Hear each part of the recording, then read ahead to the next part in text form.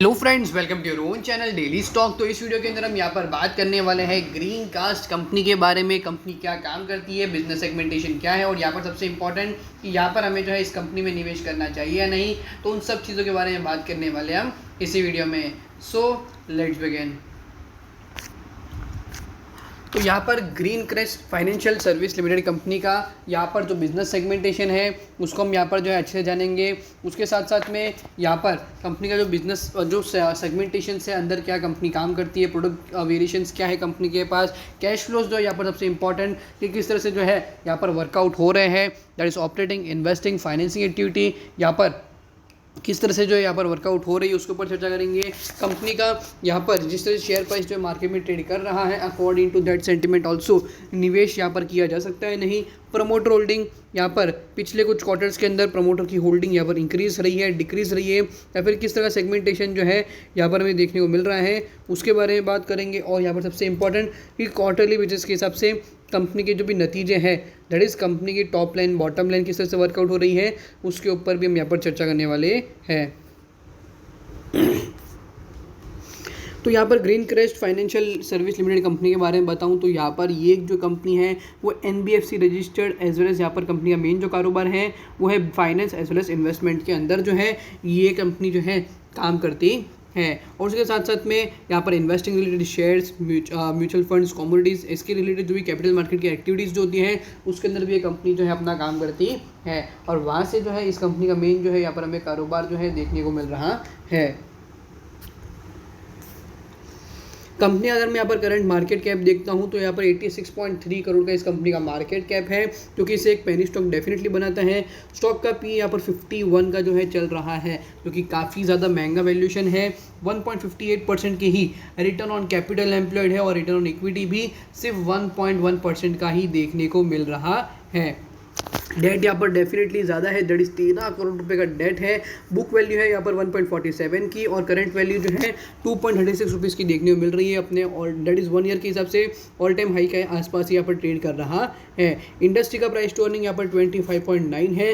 अगर financial trend भी देखते हैं तो एक ऐसा टाइम था यहाँ पर कंपनी 2019 में 57 करोड़ के जो है कंपनी के रेवेन्यू थे और उसमें प्रॉफिट देखते हैं तो सिर्फ 73 लाख रुपीज़ के थे, जो कि मेरे आपसे काफ़ी ज़्यादा कम है। और 2020, 21 और 22 के अंदर आप यहाँ पर देख सकते हो कि कंपनी के रेवेन्यू की हालत क्या हो चुकी है।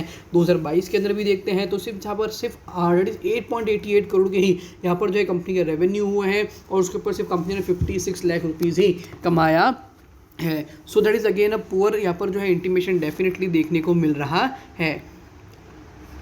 क्वार्टरली बेसिस के हिसाब से देख लेते हैं कि यहाँ पर किस तरह के नतीजे आ रहे हैं। तो मार्च के हिसाब से देखते हैं तो 5.91 करोड़, उसके बाद 1.69 और उसके बाद 8.36 करोड़ की जो है कंपनी की टॉप लाइन जो है यहाँ पर हमें देखने को मिल रहे हैं। तो ऑलमोस्ट अगर हम यहाँ पर देखना चाहें तो 16-17 करोड़ के जो है कंपनी यहाँ पर रेवेन्यू पहले से हो चुके हैं। But on the other line bottom line देखते हैं तो अगर यहाँ पर 3 क्वार्टर का अगर हम एडिशन सब्सट्रैक्शन भी कर ले तो बिकॉज यहाँ पर मार्च के अंदर कंपनी ने 1.34 करोड़ का जो है लॉस जो है किया था। सो बिकॉज ऑफ दैट भी अगर हम यहाँ पर देखते हैं तो यहाँ पर सिर्फ 80 लाख के आसपास, 70 लाख के आसपास ही कंपनी का यहाँ पर में जो है प्रॉफिट देखने को मिल रहा है। मैक्सिमम बेसिस के हिसाब से 1 CR से ज़्यादा का कंपनी का प्रॉफिट होना मुश्किल होगा। 1 CR का प्रॉफिट आ भी जाता है तो 50 के पी के हिसाब से भी देखते हैं तो भी 50 करोड़ का मार्केट कैप होता है और अभी 86 करोड़ के मार्केट कैप पे जो है शेयर ट्रेड कर रहा है। और यहाँ पर आई डोंट थिंक यहाँ पर हमें जो है 50 का भी पी देखने को मिलना चाहिए।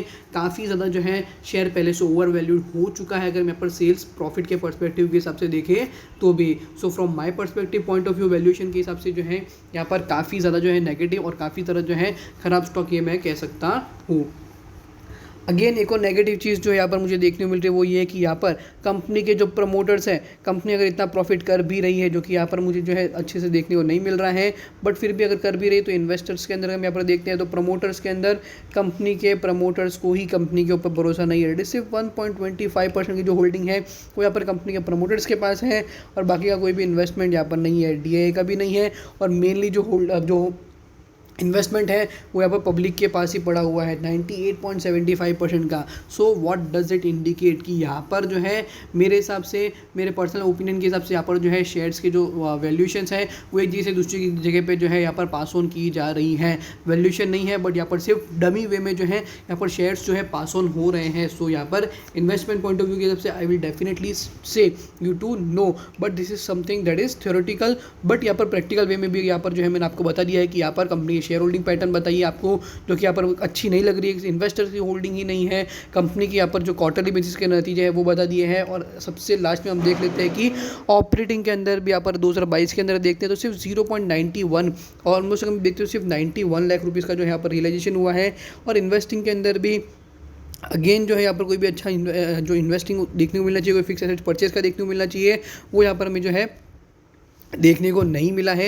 And cash from financing activity के अंदर भी यहाँ पर जो है कंपनी के अदर फाइनेंसिंग आइटम्स, तो यहाँ पर आई थिंक यहाँ पर जो डिटेल्स इस तरह से मिलनी चाहिए उतनी ज़्यादा देखने को नहीं मिली, बिकॉज यहाँ पर मैंने आपको बताया कि यहाँ पर कंपनी के पास 13 करोड़ का डेट भी तो है, तो डेट के ऊपर भी यहाँ पर कंपनी इंटरेस्ट पे जो है करती है, तो ये जो है वो भी यहाँ पर हमें जो है इंटीमेशन कैश फ्रॉम फाइनेंसिंग की एक्टिविटीज़ के अंदर देखने को नहीं मिला है। So again kind of a negative thing. 5 साल का हाई प्राइस यहाँ पर 49.75 का और अभी करंटली यहाँ पर अपर सर्किट मारते हुए 2.36 साल के हाई प्राइस पे जो है शेयर ट्रेड कर रहा है। सो द क्वेश्चन अराइज कि यहाँ पर हमें जो है निवेश करना चाहिए या नहीं। So from my point of view, my perspective, I will definitely say it you to not to invest in to this stock, because यहाँ पर आप समझ सकते हो कि कंपनी का 50 रुपीज़ से 2 रुपये, 1 रुपये, आधा रुपये तक जो है शेयर गया था और यहाँ पर अभी करंटली 1 ईयर की ऑल टाइम हाई प्राइस पे चल रहा है।